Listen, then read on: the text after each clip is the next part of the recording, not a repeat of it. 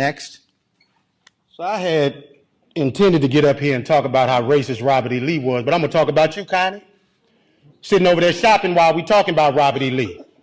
This is a picture of you shopping while we talking about racism and history in this country. Only white members of this board got up while we were up here talking too, because you don't give a damn, and it's clear.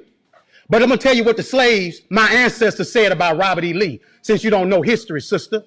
Let me tell you that they said when he got the plantation, after he got off the field where 27,000 people died at Gettysburg, Connie, Robert E. Lee was a brutal slave master. Not only did when he whooped the slaves, he said, lay it on them hard. After he said, lay it on them hard, he said, put brine on them so it'll burn them.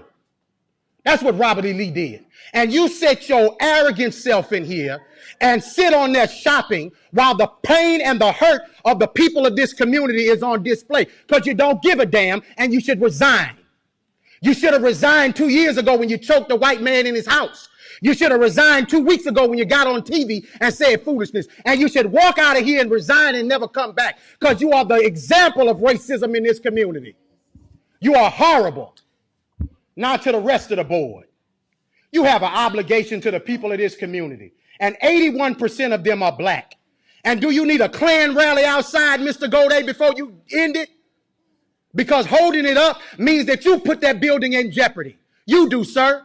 Because all over the country, they burning stuff down. And black folks in this city have stood with protesters. I ain't seen you elected officials out there with them, making sure that nothing goes south in Baton Rouge. It's been folks in this community who give a damn, not just when it's comfortable, but every time. And 4 years ago, we came down here. Mr. Drake, they say you're a good man. Be a good man. Black folks say you're a good man. White folks say you're a good man. Your legacy is attached to tonight, brother. Your legacy. Now, let me say to the black members of the board, it's the most solidarity I done seen out of y'all in forever. Let's keep it at. Let's stand on this moving forward, because we don't need to apologize for Connie, Evelyn. She showed you who she was when she was sitting next to you while you were talking shopping. You don't need another example.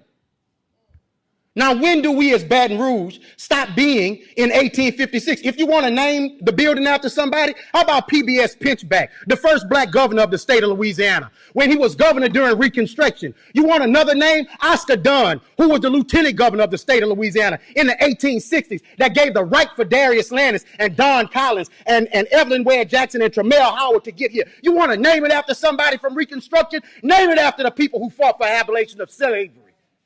If you want to name it after somebody, honor the right people, the people who are on the right side of history. But it's your ancestor that the school is named after. So you're holding on to your heritage. But we built this joint for free. And we've done begging you to do what's right. Thank you, sir. Next.